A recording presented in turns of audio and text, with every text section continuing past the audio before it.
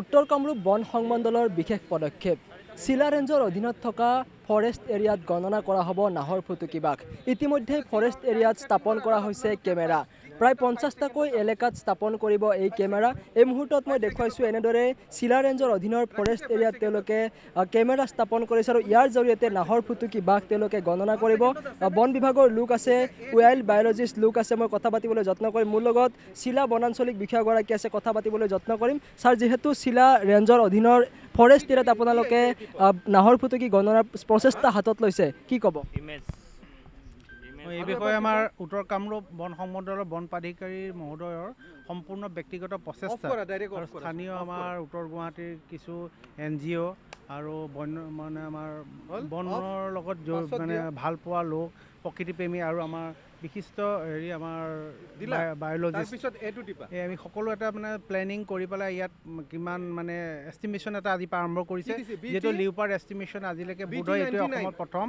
আৰু এতিয়া ইয়াত দেখিছে NK ডিভিজনৰ আণ্ডাৰত চিলা ৰেঞ্জত এই 4 মাহত আমি এতিয়া 4টাকে লিওপাৰ্ড কেপচাৰ কৰিছোঁ আৰু বহুত ওলাই থাকে, আমি খবৰ আহিছোঁ। সেইকাৰণে আমাৰ ছাৰে নিজৰ ব্যক্তিগত প্ৰচেষ্টাত মানে ইয়াত কিমান আমাৰ লিওপাৰ্ড আছে আমাৰ সেই হিচাপে আমাৰ সেইকাৰণে আজি এইটো প্ৰচেষ্টা লৈছে। আমি 50টা কেমেৰা আমাৰ চিলা RF আৰু ৰিজাৰ্ভ ফৰেষ্টৰ বাহিৰত য'ত য'ত চাইটিং হয় তাত আমাৰ নাইপাৰ হওক, IIT হওক, তাত আমাৰ স্থাপন কৰিব আৰু কৰি এমাহমানৰ ভিতৰত আমি সম্পূৰ্ণ এটা ৰিজাল্ট পাম আৰু তেতিয়া এইটো আপোনালোকক অৱগত কৰিব পাৰিম।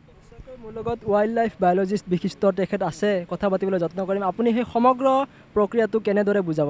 হয়, এইটো নৰ্থ গুৱাহাটীৰ যি ডিভিজন আছে NK ডিভিজন, তাৰে চিলা ৰেঞ্জৰ যিখিনি ফৰেষ্ট আছে, বিশেষকৈ আমাৰ অসমৰ ৰাইজে দেখা পায় আমিনগাঁও এৰিয়াৰ যি পাহাৰখিনি আছে তাতে খুব ভাল ফৰেষ্ট আছে আৰু তাতে নাহৰ ফুটুকী বসবাস কৰে।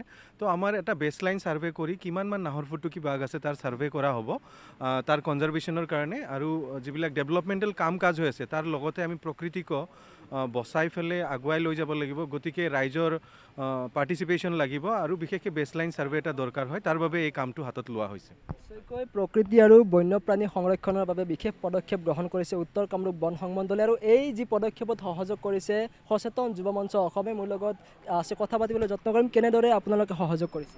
আমি প্ৰথমতে মানে বন বিভাগক ধন্যবাদ জনাইছোঁ কি এইটো সম্পূৰ্ণ চৰকাৰী কথা, কিন্তু জনসাধাৰণক ইয়াৰ লগত জড়িত কৰিব বিচাৰিছে আৰু আমাক তেওঁলোকে আহি যেতিয়া ক'লে যে সহায় সহযোগিতা আগবঢ়াব পাৰিব নেকি, তেতিয়া আমি প্ৰথমতে উত্তৰ গুৱাহাটী মহাবিদ্যালয়ৰ ছাত্ৰ ছাত্ৰীসকলক অনুৰোধ কৰিলোঁ। প্ৰিন্সিপাল ডক্টৰ দিলীপ দাসে ক'লে আমি সম্পূৰ্ণ সহযোগিতা আগবঢ়াম আৰু তেখেতে ছাত্ৰ ছাত্ৰীখিনিক গোটাই পেলাই এই গোটেই অনুষ্ঠানটো, এই গোটেই প্ৰক্ৰিয়াটোৰ লগত জড়িত কৰাই দিছে। আৰু সচেতন যুৱ মঞ্চই পদক্ষেপ লৈছে যাতে জনসাধাৰণে এই গোটেই প্ৰক্ৰিয়াটোত সহযোগিতা আগবঢ়াব পাৰে। ইয়াৰ পৰা জনসাধাৰণৰ লাভ হ'ব কি যে বন্যপ্ৰাণী সংৰক্ষণ, পৰিৱেশ সংৰক্ষণত আমাৰ জনসাধাৰণেও যে সহযোগিতা আগবঢ়াব পাৰে আৰু ইয়াৰ ক্ষেত্ৰত যে বিভাগ, বন বিভাগ, প্ৰশাসন এইবিলাক বেলেগ বেলেগ নহয়। আমাৰ প্ৰকৃতি, আমাৰ পৰিৱেশ, বন্যপ্ৰাণী সকলোৰে আমাৰ সম্পদ, সকলোৰে সম্পদটো আমাৰ সকলোৰে, এই কথাটো আমি বুজাবৰ কাৰণে চেষ্টা কৰিছোঁ। ধন্যবাদ।